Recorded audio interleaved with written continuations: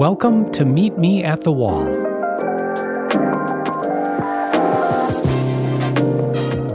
A podcast exploring author Anne Goodwin's time-traveling journey after discovering hundreds of letters written to her grandmother over a century ago.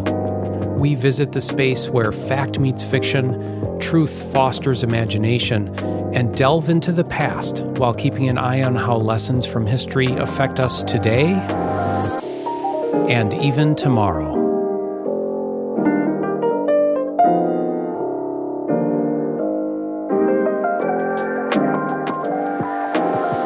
Hi, Anne. Hi, Betsy. Hi, Doug. Hey, Doug. Oh, it's good to be here again. Happy to be back at the wall. Right. Beautiful day. Something I want to go back to that we talked about the first episode is this concept of a Mrs. degree. I think I asked you about it, but I'm still not quite grasping. Is that did she change classes and what her major was at that point? No, that's actually in search of a husband degree, Oh, as in Mrs. degree. And oops, okay, I get it now. So I think that concept actually was a generation past my grandmother, but I think that is how it describes her going from interest in Sweet Briar to interest in how she was going to live the rest of her life in the style that she was accustomed. There's a movie that actually addresses this, and I don't know if you've seen it, but it's... Clearly not. Okay, Mona Lisa Smiles. Oh, I think I have seen that movie. These are women, and my mother was one of them, my mother attended Bryn Mawr College, and she was a chemistry major. And I have the letter from University of Virginia. My mother was accepted to the first class of women medical students. But she had met my father, and he was a physician who was in his residency. And my mother was like, there'll only be one doctor in the family. So she did not pursue her further education. So Mona Lisa Smiles, they're full of women who do pre-law and pre-med and pre-professional, and then they graduate from the school, and instead they choose to marry. They got their Mrs. degree. I think there's something really interesting about the time that Florence was pursuing her Mrs. degree, and that it was actually a means by which she could save her family. Yes, it was larger than just looking at her life. She knew that there were many people whose future was on the brink. Today we're going to start talking about the research process a little bit further. And so what I'd love to understand, I've heard stories from both of you about some of the research escapades that you've done, but can you take us back to Sweet Briar College? Because I'm sure you must have researched that a little bit as far as what's the history of Sweet Briar. And it's such a significant element here of these readings that Anne has written. And so I'd love to hear more. We actually visited Sweet Briar. It was a lovely visit, beautiful campus, and still in existence. It was a really unique experience to be able to walk the grounds, walk the campus, and see the layout of the place that we have been looking at photographs of from the 20s, and the pageants that they had there, and the wonderful activities that they had on campus for the women. And it's also really interesting to think about it still being a women's college. And the Sweet Briar today, their motto is where women lead. They have a huge STEM program. I think over 35% of their students are STEM students. They are accredited with an engineering program. They have a sustainable environmental program. They are developing experiential learning for the students. So 80% of the women work in their field before they graduate. There's, I think what the ratio is, there's 5.8 acres for each student at Sweet Briar. There's almost 3,000 acres of campus. Nice. Yeah, beautiful. But I think their motto, where women lead, exactly describes Sweet Briar College. And they are leaders in experiential learning and developing women who go out and lead in the world. Beautiful. I think that having this insight into life 100 years ago there and tying that in with the visit that you two made is really special. That's really nice. The students are also, they have a vineyard, and they are providing the 4 wineries of Virginia with Sweet Briar grapes. And it's like a school that's just deeply saturated in tradition. Some of the traditions that the girls did back then, when my grandmother's day, if they had a class ring, if they were engaged, it was one on one hand. Or if they were single and then became engaged, they moved their ring over to their other hand. Today, Sweet Briar girls do the same thing with their rings. Still, even a century later. Mm-hmm. When you researched this and then decided you wanted to make the trip, what was the purpose of the trip to Sweet Briar? That sort of goes to the whole purpose of the name of this podcast. Meet Me at the Wall. Meet Me at the Wall. Right. Our hope was that we would contact the descendants of the girls on the wall, Mm-hmm. and that we as descendants would all meet at the wall. So Betsy and I took off for Sweet Briar, hoping to meet Shiny Mount Castle's son, Frank, at the wall. And unfortunately, and he's now 92, and unfortunately, he got COVID that weekend. He was fine. He's still fine today, but that was the premise, that we were going to meet at the wall at Nice. Sweet Briar. So it was Shiny's Son, Okay, great. who we will be meeting next month. Oh, you will? Yes, Where? in North Carolina. In North Carolina. Okay, great. Also, you mentioned the research component of this, and Sweet Briar College has all of their yearbooks online. It's called the Briar Patch. And so we were able to get a lot of information by going through those online sources. And then we were invited into their archives, where we were able to actually touch these pieces and flip through scrapbooks and all kinds of literature about Sweet Briar. And what was it like when you were at Sweet Briar? You're walking the paths, you're maybe going through some of the hallways that your grandmother had been in a century ago. What did that feel like? It was transporting. Every step that we took, we felt like we were on her path in some way. And especially when Betsy and I sat on that wall, which was actually very high up. It was a bridge between two dorms. And those girls on the wall, they were daring and bold, because we hardly ourselves were comfortable pausing on it. It was wonderful just to see with our own eyes where she was. So it's kind of like a railing next to a wall between two buildings. Go looking for it, just wandering around looking, where was this picture taken? We had the fortune of connecting with a student at Sweet Briar, and she just randomly asked us if we knew where we were going, and we started. You must have looked lost. We looked Clearly lost. we didn't know where we were going. That's right. Exactly. And so we were kind of describing our project to her, and we started talking to her, and she said, well, I think I know where that wall is. And we ended up sharing lunch with her. Her name was Rachel, and she was the one who gave us an insight to current life at Sweet Briar, and how the traditions remained, and then those that didn't. So the whole ring thing was something that you learned from her as far as the traditions? We did. Mm-hmm. Yes. She was extremely knowledgeable about Sweet Briar, and a proud student of Sweet Briar, and soon to be graduate of Sweet Briar. Mm-hmm. She was looking forward to working with children. That was her calling, and ended up going to Washington, D.C. to work for one of the nonprofits. Wonderful. Another interesting detail about Rachel were her blue jeans. Do you remember, Betsy? I do now, yes. So Rachel was a free spirit, went to her own marching, whatever she heard. And instead of purchasing a ring, she decided that her keepsake from Sweet Briar would be having her friends sign her jeans. And so she was wearing these jeans that had all of these signatures on them. But what was important to Betsy and I, because when we spoke with Rachel and felt her dedication to Sweet Briar, we decided when we returned to Wisconsin that we would like Rachel to have a ring as well as the signed jeans. A class ring. A class ring. So at their senior luncheon, she was presented with the gift of her ring. And then we learned later that she had her ring inscribed A and B 2022. So it was Ann and Betsy 2022. So we are now engraved in the Sweet Briar fabric of history. Sounds like a very worthwhile trip and something. Do you expect to do that again? Do you plan to go back? We actually meet at the wall with the descendants? That would have to happen pretty quickly. Understood, but dream no small Hopeful. Dream, right? Yes. Awesome.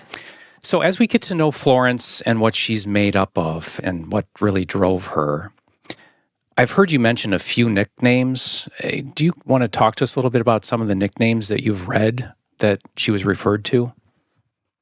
Are you ready? I'm ready. I don't know. I'm getting stared at here like I'm being dared. Well, the list is long. Oh, boy. Tell me more. Nicknames for Florence. Flo, Flozo, Flo's, Flobell, Flossie, Flooze, June, Fleurs Flo, Junebug, Titus. Those are all That's nicknames. like 11 nicknames. Yes. And the one that she settled on for life was Fleur. What's that about? And that is the French word for flower. Oh. And she always had an affinity and ended up in life being a master floral arranger. Her nicknames whittled down to one. So all those nicknames are these like what her friends were writing to her? That's how you know about them, is from these letters, of course, right? Yes. As far as last time, there's this concept of the Amazement Journal. And I know this is something that, Anne, you've kept tabs, made notes to yourself about things that amazed you as you went through this process. And you also mentioned last time that the letters are very active in this 1920s office. So I'm assuming the Amazement Journal has something to do with kind of the activity of these letters. And can you start to describe to us now, and we'll maybe touch on these throughout the podcast series, what do you mean by active, and what amazing things have happened that you would be compelled to write them down in this journal? I guess I'll just give you a specific example Great. to show how I the would love letters one. are listening to us and leading us at the same time. I reached out to one of the descendants. Her name is Maeve McGuire. She is the descendant of who we call the girl with the curl in the middle of the picture. And So she is the one right in the middle. In the middle. Middle of 7, okay. I wrote Maeve a note. It's the only way to communicate with her. She did not have email, and I sent her a picture of the girls on the wall and told her I would love to connect with her due to her mother's and my grandmother's close friendship. And when I heard back from her, she was very excited. She mentioned that she received the note on the anniversary of her mother's passing. Oh. And she mentioned she had a scrapbook from her mother, and she was describing a picture of a young girl holding a plush toy from Titusville, Pennsylvania, named Nancy. And I was like, that's a picture of my mother you're holding in your hand. That was our first conversation on the phone, and decided that we would meet again by phone once I was back in the office, because I was out of the office when we first talked. So we had a 11 o'clock a.m. meeting, and the night before, Betsy and I were in the office, and I said, I don't have a letter from Kay, girl with a curl. I wish I had an actual letter from Kay. I have notes and yearbook pictures and journal entries, but no letter. And the next morning, at around 10:30 in the morning, I'm standing at the long table of letter piles, and I say again out loud, I wish I had a letter from Kay. And I look to my right, in the very corner of the table, there's 2 letters. I reach and pick the one on the bottom, and it was from a woman named Kitty. And I remembered that Maeve had mentioned that her mother loved cats, and her nicknames were Cat and Kitty. And all of a sudden, I had a letter from Kitty 10 minutes before my phone call with Maeve. I then reached into the middle of the table, into the middle of a pile, pulled out another letter, and it was, again, a letter from Maeve's mother, Cat, with the nickname Cat. And so within minutes of my phone call with Maeve, the letters had provided the answer that I was looking for. Wow. So Cat, Kay, Kitty, also a lot of nicknames back then. I was there. Maybe Betsy willed it to happen. Yes, I don't know. yeah. Oh, I don't know. I think the girls on the wall have a spirit of their own. They have a spirit of their own. So when you say they're listening in, is anything like Siri listening in and then doing something for you, kind of, only in a very old way? It sort of feels like that. Okay, great. If we just say it out loud. That's right. It'll just suddenly pop up in my newsfeed. And I have examples of that again and again. All right, it's time for a reading from Anne, continuing on in the sketches. Anne, can you remind us where we left off last time before we start? I think we left off when my grandmother was getting the infamous letter that was saying that their fortune was changing and that she might need to tighten her belt. And that's when she decided that she would pursue her Mrs. degree.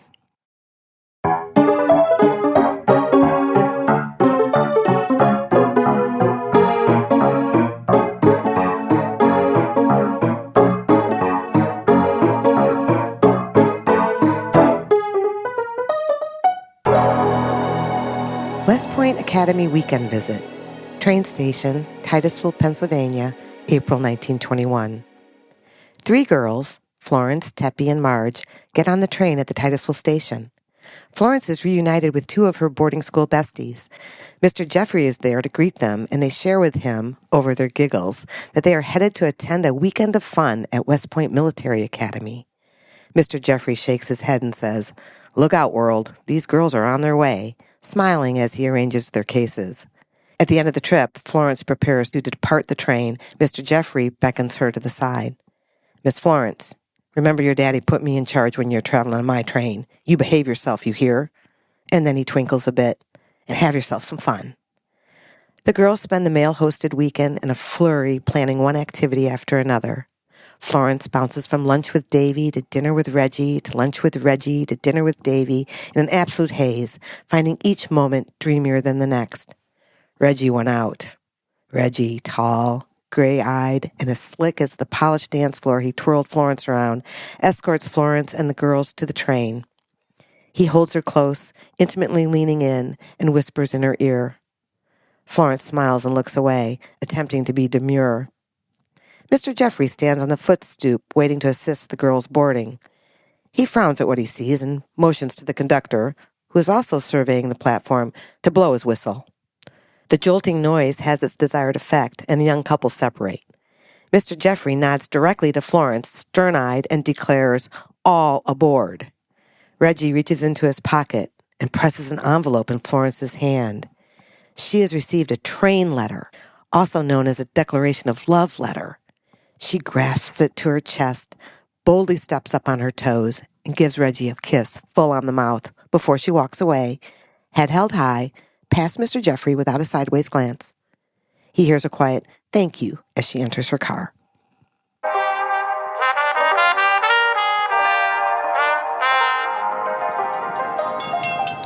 Reggie being Reggie, pre-train departure, West Point dorm room, April 1921.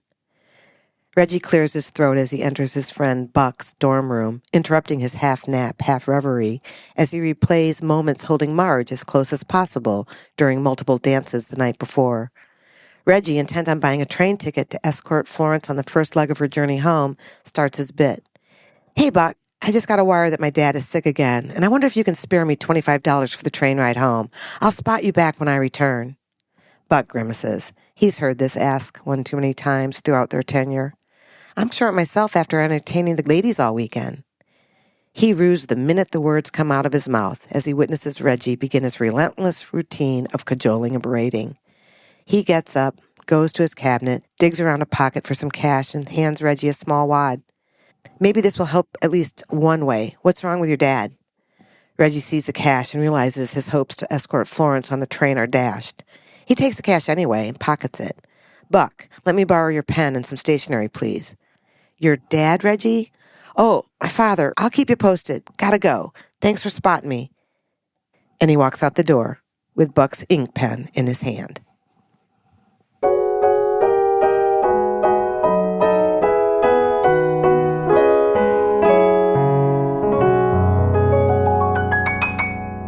Balm, Posy, and Biscuits.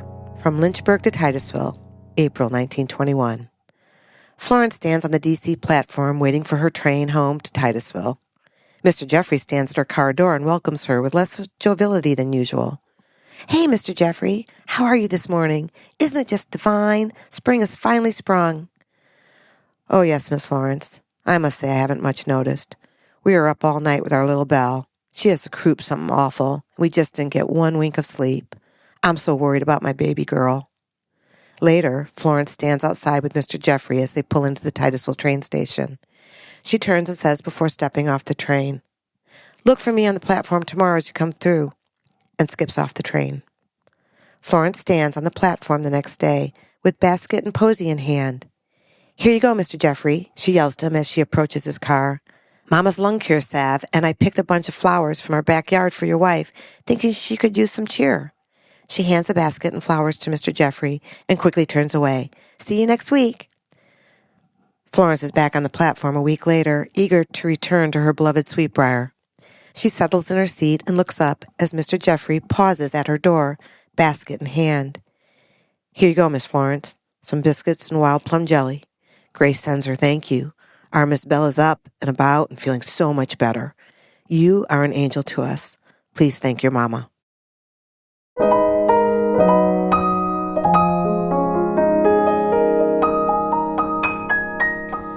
Bird Fiery 2, Sweet Briar Campus, April 1921. Bird and the girls lounge around the edge of Sweet Briar Pond. They've already had their water fun and are now enjoying a little picnic along the shoreline. It's been an idyllic afternoon. Miss McClaw appears on the far hill, walking quickly and determinedly directly towards them. The girls don't give her much credence, instead intent on teasing each other about possible love interests. They don't pay attention to the Claw, the name they coined for their head chaperone when not in her presence, until she's directly upon them. They see her feet first, and the long, dark, heavy, floor-length skirt leading up to an expression they had not witnessed before, and then to her hand, enclosing a telegram. Bird, she clears her throat and speaks softly. Maybe we should go over there by the tree. I have something to share with you. No, tell me here. Bird's fierceness rises. What is it? The girls close ranks around Bird, clasping each other's hands. These are the girls, recent veterans of the 1918 pandemic and World War I, who recognize the face of bad news. They are wary of telegrams. Bird stands up and faces Miss McClaw. Again, a face and voice they don't recognize. I'm sorry to tell you, Bird, your father is dead. He shot himself in the head last night.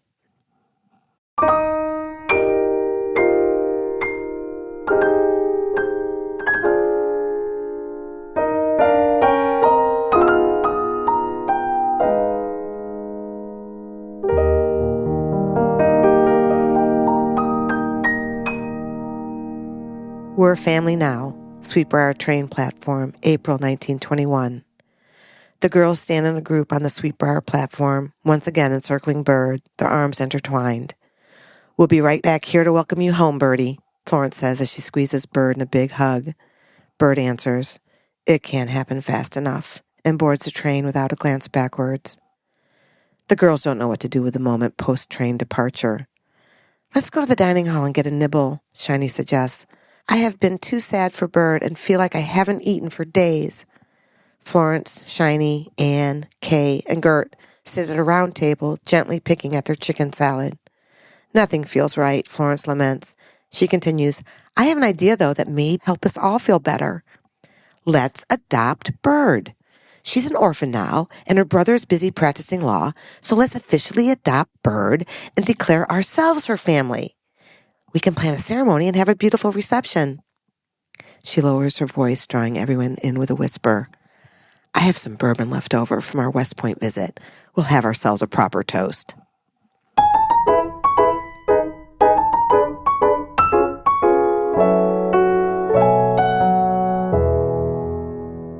Bird's Welcome Home, Sweet Briar Platform, May 1921. 3 of the girls, Shiny, Flo, and Kay, stand on the Sweet Briar platform awaiting the last train of the evening arriving from Lynchburg. It is the train that is returning Bird from her long and draining absence while she tended to her father's affairs.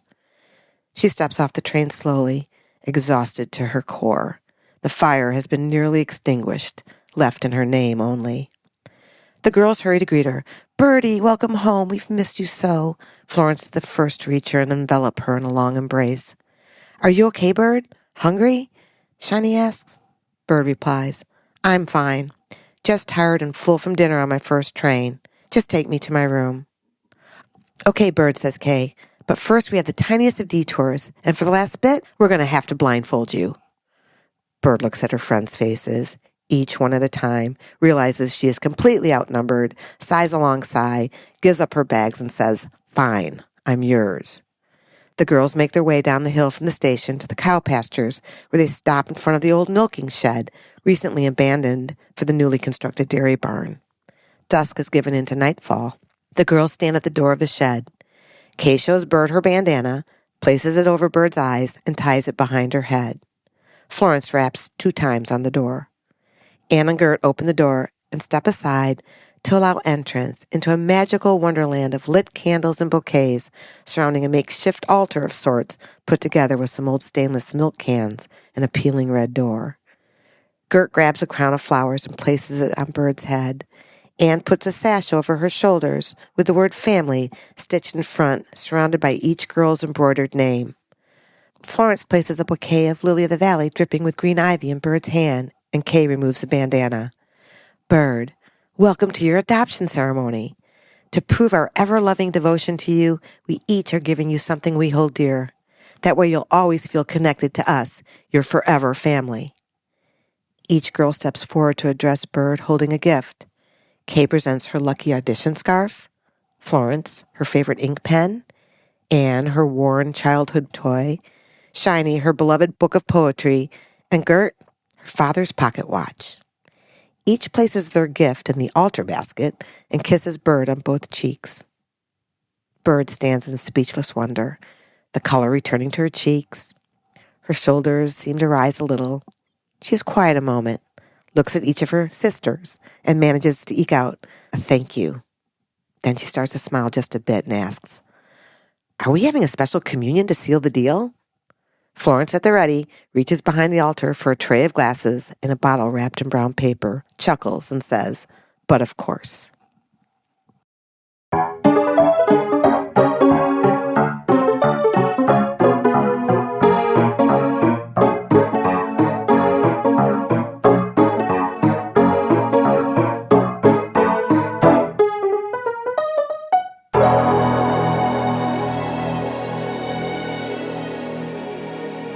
This episode titled, We're Family Now, nicely describes the deep friendships that your grandmother built. We just heard about them in those sketches.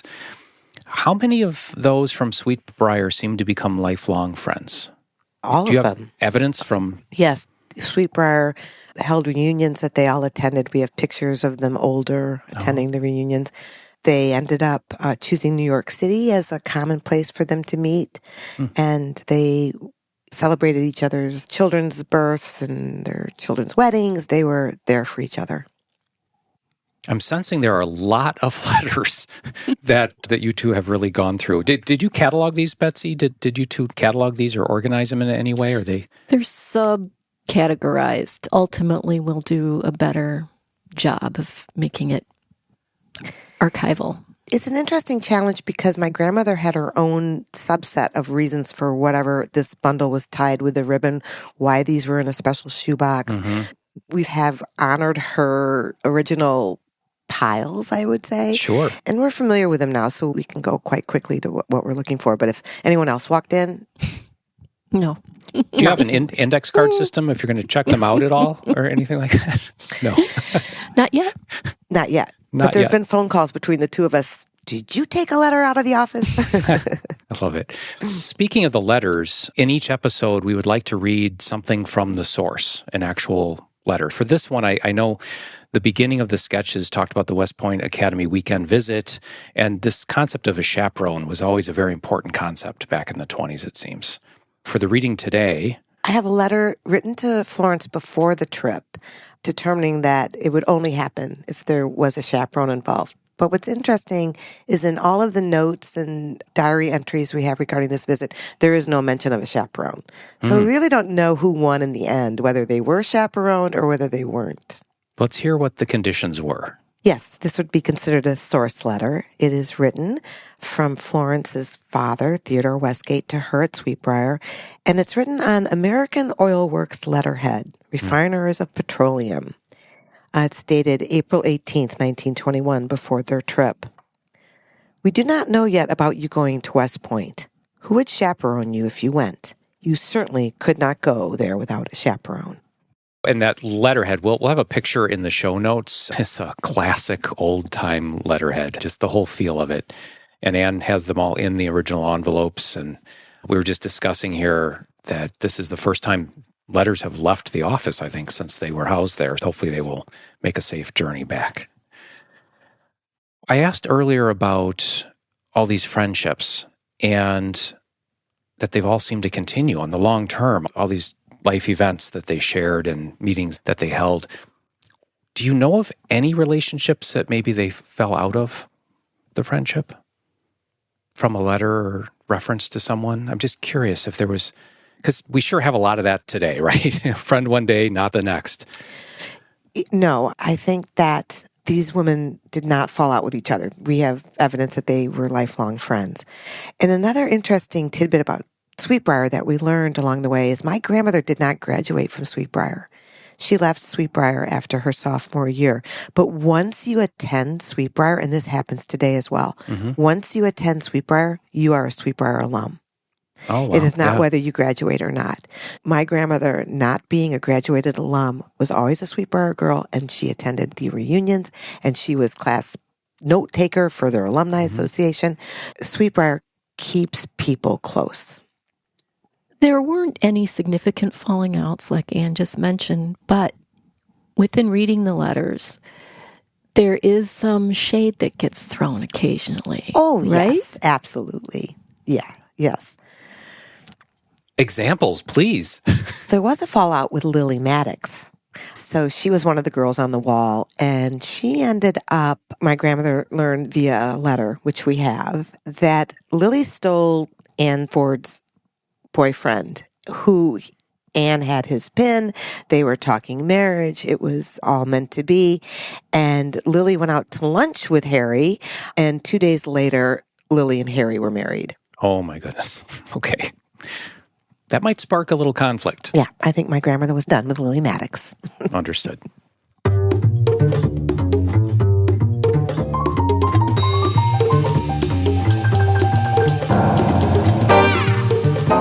It's time for fact or historical fiction. From the sketches you read, you describe Bird's adoption. It is a beautiful story and very great imagery and what have you. Did something like that actually happen? Or is that something that you conceived? It happened in my imagination. It did. All right, good. I just thought it was a fun element to really illustrate this forever family of this group of girls. Yes. Yes, I just didn't know how these girls tended to their friend who had such a tragic, another tragic happening in her life. And that's how I saw them doing it, just committing to her forever that they were family. My guess is if you had not read all of these letters for this huge span of time written to Fleur, it may not have sparked that kind of a story. Yes, we know the girls like to have pageant and ritual, and they also enjoy their alcohol a little bit. Perfect. You combined the two. Also from the letters then, do you know how Bird was feeling about all of this after she came back? It was a traumatic time for her. Yes, it was a difficult time for her. One of the quotes that we found in the letters from Bird is that no one makes me laugh like Florence Crawford. And I feel like that's part of Florence's spirit that we haven't really explored here yet. That's a beautiful comment of my grandmother's spirit and wit, which we see a little bit coming through on the adoption party planning, and that she was always trying to look for ways to brighten a moment. And then she was funny. I hate to bring things to a close here, but we've gotten to the end of our timeline, and it's always wonderful meeting you two at this wall here. But thank you, Anne. Thank you, Doug. And thank you, Betsy. Thank you. And we hope to see you next time. At the wall.